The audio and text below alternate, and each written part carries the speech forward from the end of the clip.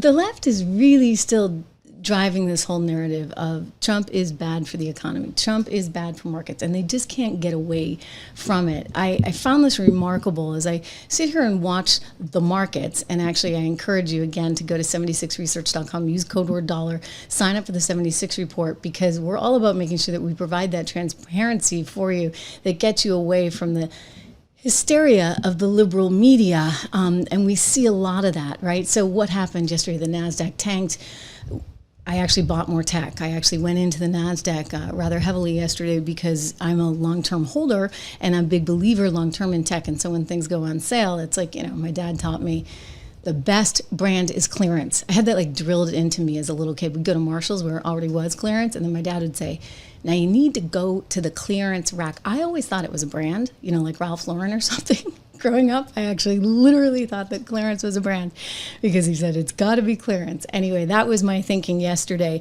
And I think you just need to be able to cut through some of this noise that we hear over and over and over again from the mainstream media. I should point out that we now have the S&P in positive territory, and the NASDAQ has turned up nearly 200 points since I've been on the air with you. So you've got to remember that there's an effort underway. If they don't get their money for USAID, if they don't get their money for all these fancy schmancy NGOs, they're going to try and take him down, which is perhaps why Whoopi Goldberg was trying to blame the turbulence in the market on Donald Trump. Let me tell you, if you're listening to Whoopi Goldberg for advice on the markets, I don't even know what to say. I think it's wildly irresponsible, but take a listen to hear is Whoopi Goldberg this morning on The View.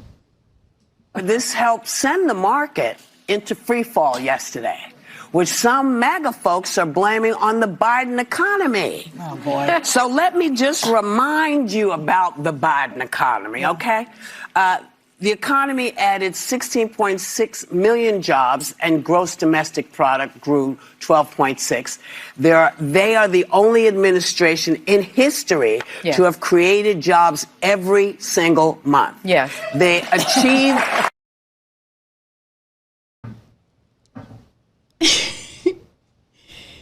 You mean to tell me, Whoopi, you want to go back to Joe Biden's economy? I seem to remember an economy where we had 9.6%, or was it 9.8% inflation? We were nearing double digits. You had double-digit inflation on producer price index metrics. You had, and it's important to think about this, the cumulative effect of that 9.6% that would then be followed by, whatever it was, 6%, that would be followed by 5%, 4%. Everybody's like, oh, inflation's going down. I'm like, no, it's not. It's still up from where it was.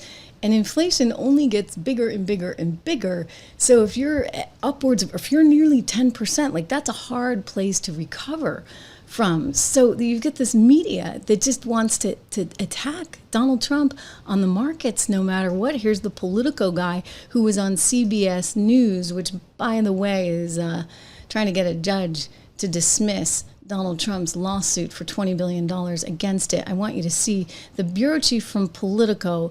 Remember, of course, that he's getting paid $8.2 million. Well, his organization, I should say, $8.2 million for those political subscriptions, courtesy of USAID. Glad to know that's where our taxpayer money goes, to $10,000 subscriptions. Believe me, nobody needs them. Anyway, here he is going on about how Donald Trump is responsible for any downside you see in the markets.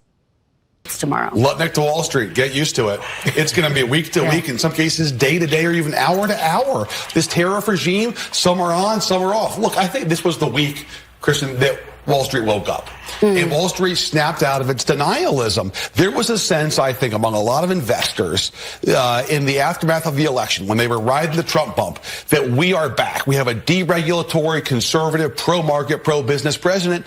That was fantasy. That is not Donald Trump. He is not from the Wall Street Journal. He is somebody who does deeply believe in tariffs, not just on fentanyl or drug inflow. He believes fundamentally in the tariffs. He says it's the best word in the English language. And so I think this was a sort of seminal week on Wall Street, and that it's not going to change. And by the way, it isn't just the tariffs. It's also the uncertainty about Elon and the role of the federal government, because that involves contracts with the private sector. So business is paralyzed on hiring, on investing. They don't know what to do going forward. Mark, it's so interesting. Jonathan, I think, hits at such an important point.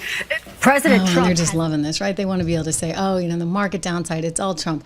It reminds me of March 2020, right? Where you had the markets tanking and all of a sudden the media is blaming Trump, blaming Trump, blaming Trump. They're going to blame Trump no matter what for anything and everything. And I think you just, as an investor, you need to be calm, cool, and collected about every single moment that's going on here. Yes, does Donald Trump like tariffs? Of course he likes tariffs. He's said that over and over and over again. He likes tariffs because those are effectively financial weapons that you can use that are in your arsenal and that you're able to mobilize instead of, say, troops. Okay? Like, you can accomplish things with your financial tools. And I think it's a smart way to approach all this stuff as opposed to having to commit resources that are going to actually lose lives. So, with the thinking that let's lose dollars, not lives, I do think as you try to remake an economy that has become so dependent on the sugar high from the Fed, right, along with simultaneously this idea that somehow we export everything all over the world and we do so while not charging anybody else a tariff, yet they charge us a tariff for our exports. It just doesn't fly, and it hasn't worked out well for the working class in America. So he's saying, I need to rethink this. And consequently, yes, does it mean you're going to have some tariffs and you're going to have some sort of bumpy rides perhaps in the interim? I think so, but ultimately, isn't your goal to create a healthy, stabilized, middle class, and thriving economy?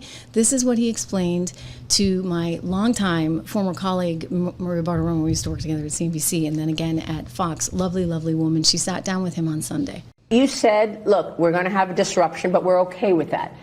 Is that what you meant? The stock market going down was the disruption? What other disruption were you alluding to? Look, what I have to do is build a strong country. You can't really watch the stock market. If you look at China, they have a 100-year perspective. We have a quarter.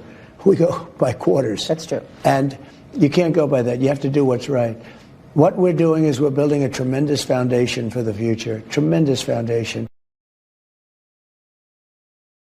A tremendous foundation. And so, you got to be patient. And look, other presidents have said this.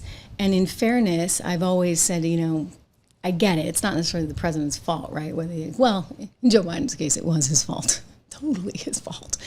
But, sometimes there are cyclical factors. Sometimes it's totally the Fed's fault, you name it. But Donald Trump is sort of saying, hey, be patient with me because we're trying to really remake a system, if you would.